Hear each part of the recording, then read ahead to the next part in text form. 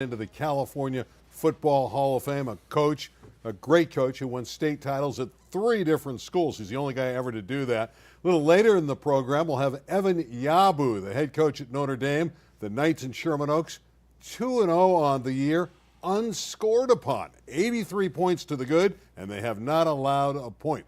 Kind of like a Harry Welch football team when he's at Santa Margarita or Canyon or St. Margaret's. Anyway, Tarek, good to see you again. I got a 3-week-old at home. And oh, God. I have to say, baby girl, 3 weeks old, and sleep's been hard to get lately. You look good, though. I'm trying. She's doing well, though. She's doing so well. So's mom. I tell you what, man, women are super tough. We think guys are tough, football players are tough. No. Moms are tough. You know, Harry Welch has got into a lot of Hall of Fames, and we're going to get to Harry in a moment, but I had the honor to go to the Rose Bowl this weekend where they had the ribbon cutting for this California Football Hall of Fame. 100 of the greatest players. I mean, names like Brady and Rogers and Elway, some of the great names in the history of California football, and all the great coaches as well. It's probably a good group there. I didn't count up how many there were, probably close to 10 coaches, both from the North and the South. And Harry Welch is as good as any of them. And he's had a tremendous track record. What he did at Canyon, I remember he went off one time and won 3 straight CIF titles and won 46 straight games. So it's going to be an honor to talk to him. Can't wait to hear about it. I think that Hall of Fame was much needed. I'm so glad that there's one now in the Rose Bowl. Weren't you there? How great was it down there? It's one of the best displays of a Hall of Fame I've ever seen. And I've been to a few of them. And I've even been fortunate enough to go into a couple of them. But never have I seen a wall like this with the names and the displays, the helmets and the uniforms, and the touchstone. You touch it and the bios and resume come up. It's just sensational. So with that in mind, let's bring in the coach, Coach Harry Welch, who's still in great shape. I still think he should be coaching. Coach, good evening. Good evening, Randy. Tarek, good evening. Always good to talk to you. And you've been in a lot of Hall of Fames. I know the CIF Southern Section has you in the Hall of Fame. What does this one, the California Hall of Fame, mean to you? Randy, I feel like I'm representing every player, every manager, every parent, whoever was involved in my football program. And actually, I feel I'm actually representing all of the other schools, the other coaches. I was so honored to be there with the other 12 coaches from throughout California and the history of California football. But I felt so blessed to represent these wonderful people that have come through my life. But how about all the wonderful people that I competed against and all the other people that have made high school football in California about as good as it is in the nation. So to be the person representing all of them, and all of the other coaches, my assistant coaches, have been outstanding. And then I've been blessed for 49 years to have a woman by my side, inspiring me and giving me the freedom to do what I've loved. Cindy Welch has been my rock, my inspiration, and all these other men. It's been about as wonderful of an honor as I could possibly have. And I have to thank the Rose Bowl Legacy Foundation and then the National Football Hall of Fame, and especially the CIF. This has been wonderful, and the honor doesn't get any greater than it was here. Harry, it's a simple question. Do you feel like you were called to coach young men? It just happened. It may have been. Tarek, I've never thought of it that way. I was walking down the street. First of all, I had coached baseball the season before with a great coach by the name of John Becker at Crespi High School. He asked me to coach on the baseball team, and I had this skinny little catcher that I thought I did a great job. His name was Rick Dempsey. And I realized that maybe it wasn't so much me. And over the years, I really believe that it hasn't been so much me. It has been the incredible men and women that have come to my life. So maybe in a way, I was called to take all of these wonderful people and give them an opportunity to do what they had a passion for and perhaps help mold and change their lives. And truly, I love each and one of them and their families. I know Lattiser was great up north and won 151 straight games, but I want your honest opinion. Is Harry Welch the greatest high school football coach in the history of California? Not even close, but thank you very much for putting me even in that conversation. And I was very honored to have been on the field in 2006 in the very first state championship in 99 years against the true legend, Bob Lattiser. He's probably the greatest high school coach in any sport in history, but you beat him head to head. That one night, we were better. But I've been on the field with so many great teams and played against so many great teams and coaches, and I would never say that I was better than they were and are. But what a memory and what a ride it has been, and I wouldn't trade it for anything. Coach, I'll just say one quick thing. I know Randy wants to get this show where it needs to go, but I got to tell you this. We think you are the best high school football coach in California. However, off air, we decided the best looking high school football coach in California is Kevin Rooney, and I'm sure you'd agree. You know, I love Kevin Rooney, and he always, first of all, he doesn't age. I've known him for 40 years, and I think he's probably 50 years old now. And what an awesome coach. And last Saturday, I got to meet his daughters. And the only thing I knew, aside from them being beautiful, is they got their looks from their mom. Sure. But no, Kevin, honestly, Coach Rooney is a great coach and a man of honor and dignity. Truly a privilege and an honor to coach against him. Yeah, I think Kevin Rooney missed his calling, though. He should have been a model. But other than that, he had a heck of a career. And like you, he's going into the California Hall of Fame, High School Hall of Fame in the Rose Bowl. It's phenomenal. Coach, great to see you again. Stay healthy. You look great. You're in great shape, and we'll talk to you down the road. I would like that very much. All the best, both of you. Thank you and good evening. All right, thanks. Class act. You took the words out of my mouth, man.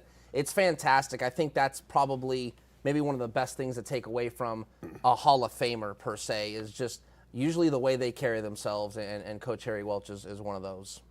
All right, let's talk a little high school football. We'll get to last week's game. Mater Dei, the number one ranked team. They went to Utah. They easily won.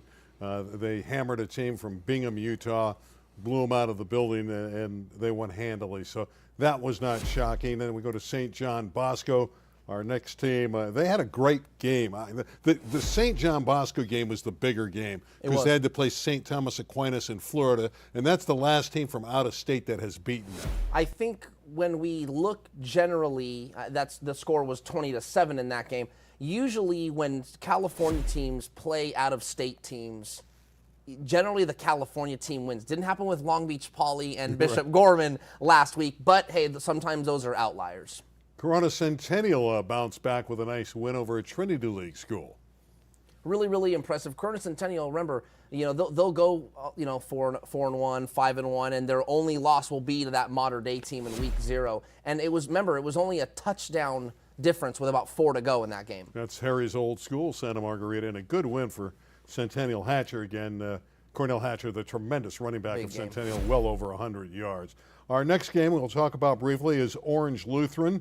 They got a victory over Concord de La Salle, a fabled program from up north who had won the 151 games long ago in succession. Orange Lutheran is, I don't know about a sleeper, but I think a real contender in the Trinity League. That's a team, only 3 seniors start on that team. All juniors, including TJ Lateef, their quarterback. Sierra Canyon with a nice victory. Now, that's a football team that's really coming on. They knocked off a solid club at Oaks Christian. That's right. This is a good win in a good rivalry game. You know, that game wasn't, 30-14. You're like, oh, okay, man, it might have been an okay game, a couple touchdowns. It was far. Sierra Canyon's defense dominated. And I actually wrote a story this week about Richie Wesley, a 6'4", 235-pound freshman, 6 sacks in his first 2 games, only 14 years old. He's got an offer from Georgia and USC this week. Yeah, he had 3 sacks in each Correct. game, so he's got them evenly divided. All right, we got a nice spotlight for you. Our producer, Larry Zavala, was out. Take a look at this. You're going to love the next minute and a half.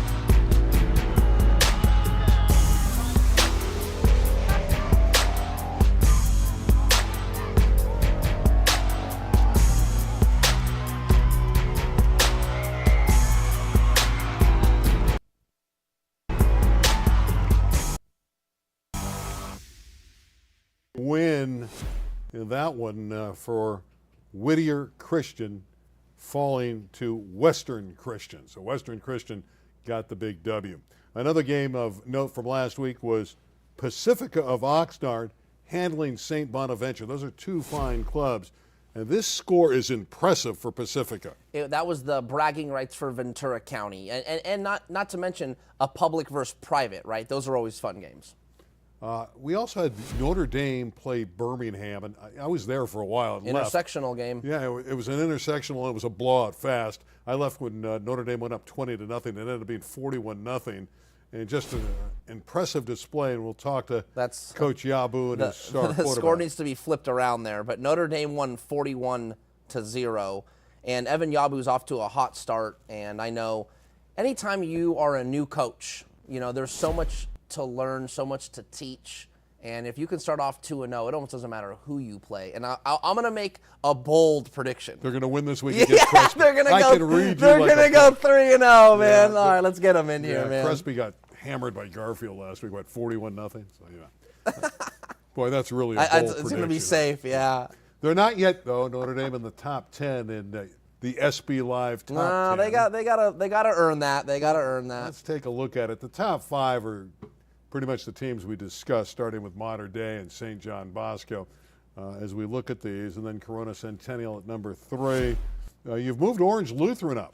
Yes, that's, again, I kind of just mentioned Orange Lutheran. By the way, I'm not saying De La Salle's the juggernaut they used to be, but you go on the road and you beat De La Salle by like 3 or 4 touchdowns, you're probably a pretty good football team. So Orange Lutheran beat Sarah Gardena very, very handily in week 0. They go up and beat De La Salle in week 1.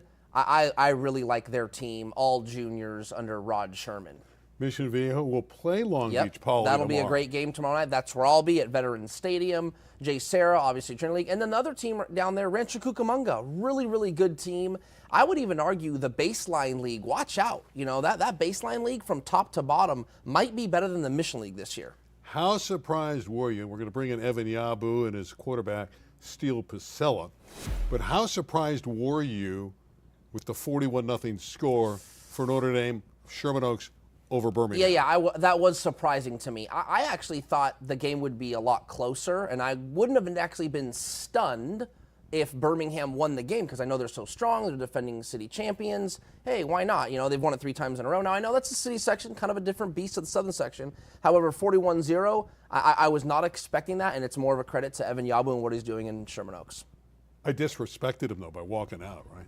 It was 20-0 when I left. Yeah, maybe that's more confidence. I wanted to beat the traffic. The game was over. Let's bring in Evan Yabu and his player, I hope. Is Steele coming along, Coach? Is he going to be here? He should, Okay. Could be some technical difficulties. Yeah, he's probably practicing throwing out patterns right now. Coach, congratulations on the 41-0 victory. Congratulations on 83-0 through 2 games. I know you came over from Thousand Oaks. There's Steele. I know you had great success at TO, but are you surprised that you've come out of the gate the way you have for the Knights? It's a great question. First, I want to say thank you, and thank you guys for having us on. Very much so. And I would say, yeah, there's definitely a little bit of a surprise element in, coming out and having as hot of a start as we've had. We're definitely in acknowledgement that we're going to see some Titans on our schedule this year, and we know that a lot of our most difficult games are definitely to come. However, to start off with a couple of wins and just gain a little bit of momentum feels good for our program. Steele, welcome on. Hey, how have the first 2 weeks been for you at quarterback? New school, new friends, new campus, new everything, right? But you seem to be handling it just fine. Talk about getting comfortable at Notre Dame.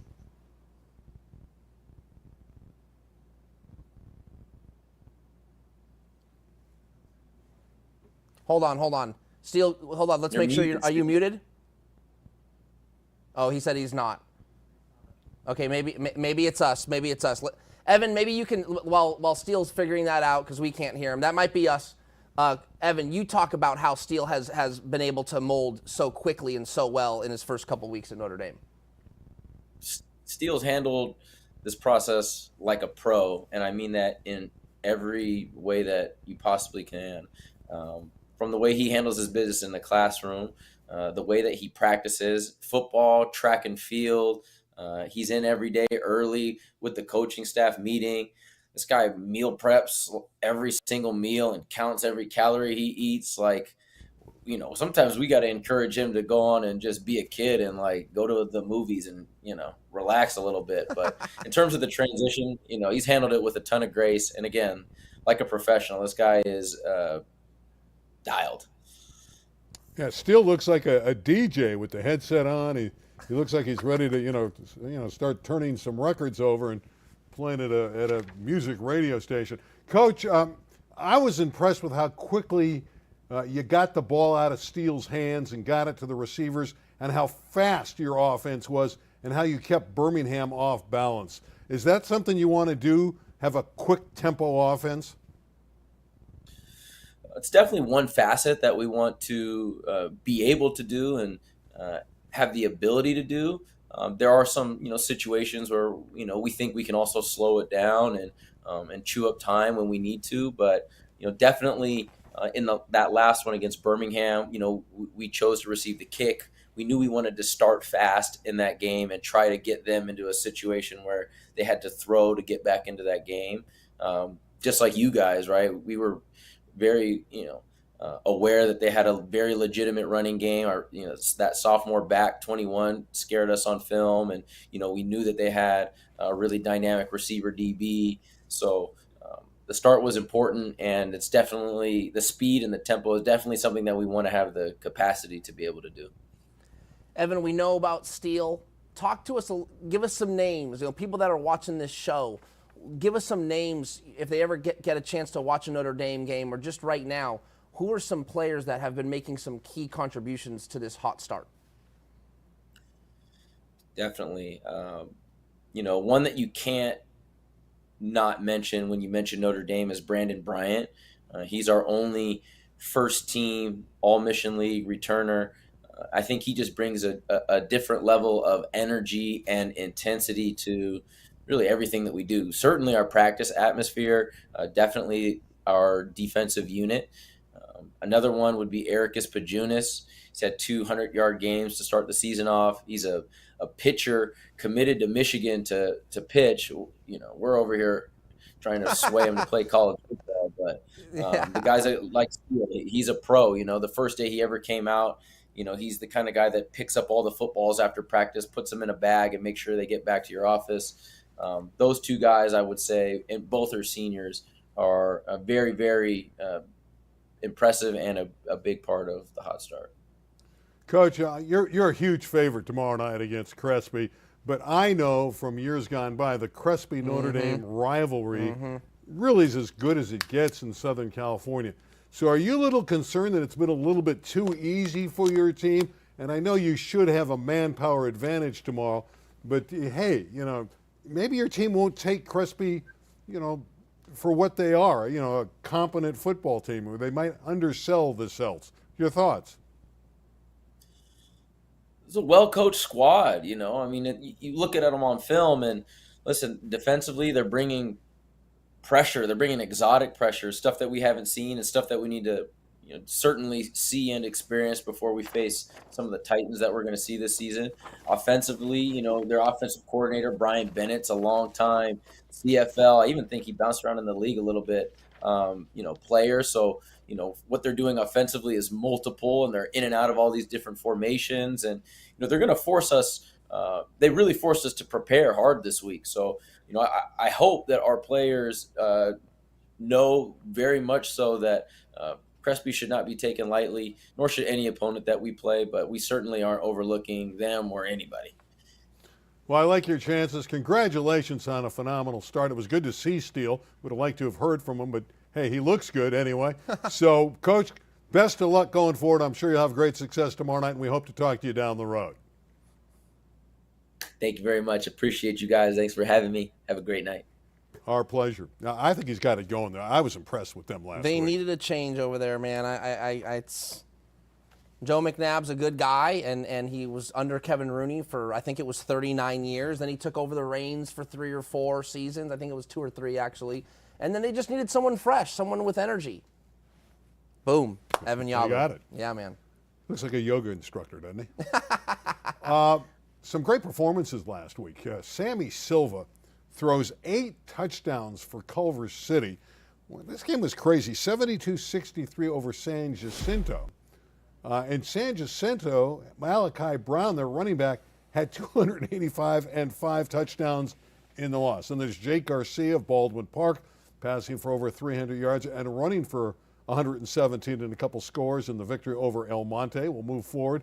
We have other impressive performances. There's the Garcia Baldwin Park material, and again, Jake Garcia was outstanding in that game. Let's move ahead, and we have Esses, who had a huge game. There he is, 250 yards and 2 touchdowns for Tustin in a close one, 36-35 over Foothill.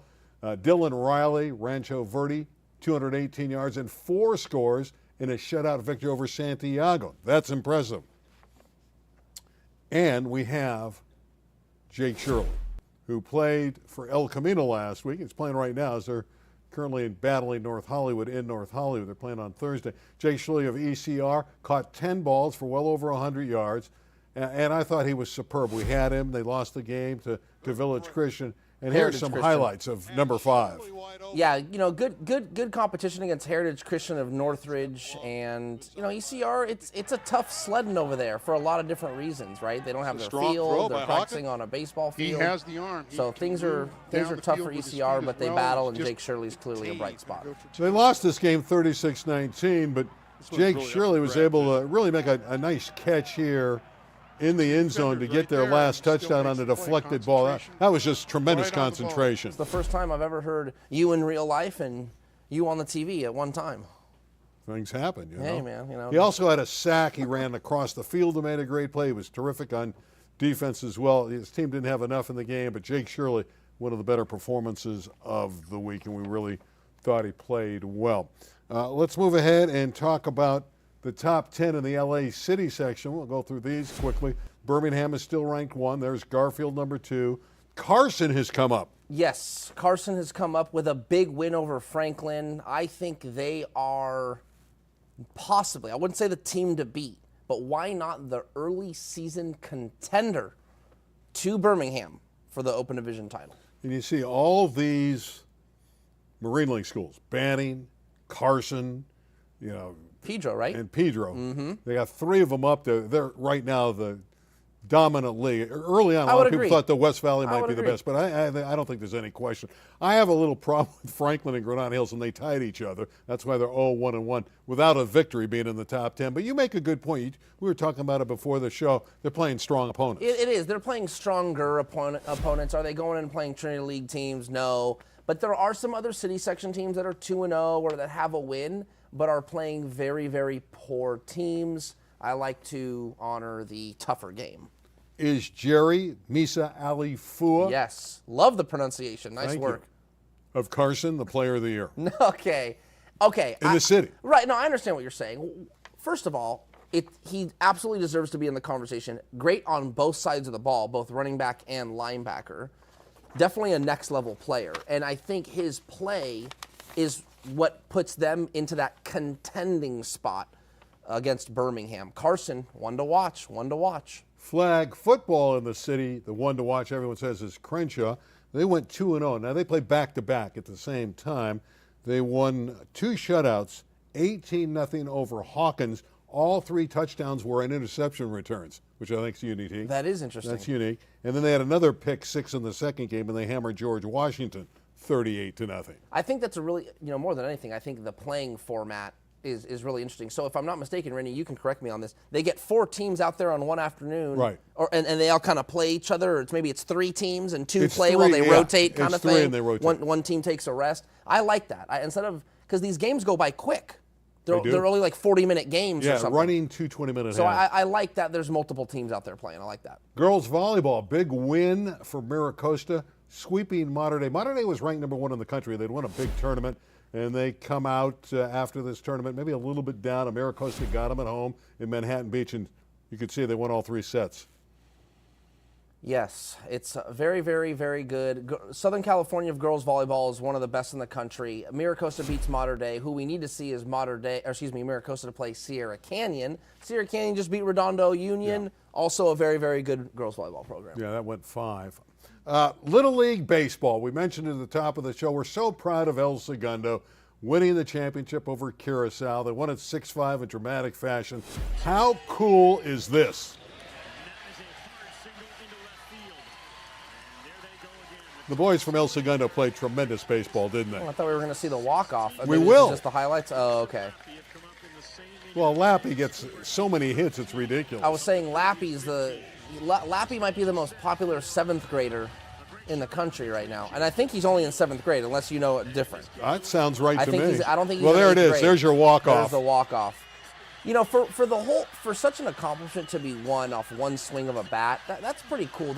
I think, I've always wondered this, Randy, and we got a couple minutes here. Let's not get in a rush here. Would you rather win a championship via a walk-off home run, a buzzer beater, or maybe a catching touchdown in the end zone? How would you like to, would you rather win the Super Bowl off a catch, the World Series off a walk-off, or the NBA championship off a buzzer beater? It's a pretty good question, don't you think? I think if you're Lappy, it's never going to get any better than that. Not only to win a championship, he won a world championship. Because to me, I would say what he did is the ultimate. To me, that's the best tournament in sports. I know the NCAA tournament is great, but this is a worldwide event. And when I was following it when I was younger and actually worked the San Bernardino feeder, which was the regional into Williamsport at one point, there were 7,000 plus teams in the tournament around the world. So to me, that's the best tournament in the world. Speaking of All-Stars, there's going to be an All-Star City football game in December. Our friend Chuck Price is going to stage it at Birmingham. Every school in the LA City section will be represented. That's fantastic. I think anytime you can get an all-star game together, it's fun, it's light. You hope no one gets hurt. I think it's great. When was the last time there was a city section all-star game? Do you know offhand by chance? I'm sure the Daily News all-star game. Long time. I know there hasn't been one when I was there, so we're talking at least 10 or 15 years. It wasn't an exclusive game, but they had a lot of city kids in the Daily News all-star game. Fair enough. You're going to be Mission Viejo, Long Beach Poly. Correct, Veterans Stadium. I'll be at Long Beach tomorrow. Yeah, I'm going to a college game this week. Sorry. Where are you going? Cal Lutheran. Oh, Cal Lutheran. Okay, yeah, that'll be fun. Who they playing?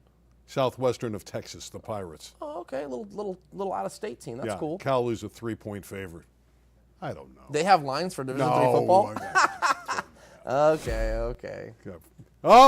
El Camino, you wrote an article? The Yeah. Field. Yeah, we'll see, man. I'm Congratulations. Great article. Oh, thank you. I'm not holding my breath.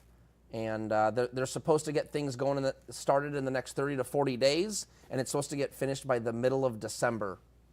We're finished. Speaking of finished, that's going to do. We're going to see when we get off the air if El Camino won. They were ahead of North Hollywood the last time we checked. My alma mater's losing to El Camino, my two favorite schools right now.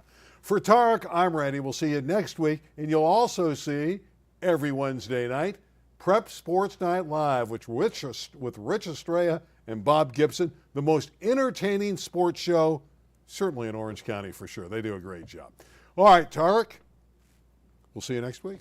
You never answered my question. Which one? Walk-off, buzzer beater, or touchdown catch? Come on. I said a walk-off home So run you walk off, okay. in Little League. Oh, in Little League In specifically. Little League. That would be the I'm a ultimate. big basketball guy, but I think We're done. We're nothing gone. beats the walk-off. Nothing I beats think the that's walk-off. pretty That's as good as dramatic. it gets. Yeah.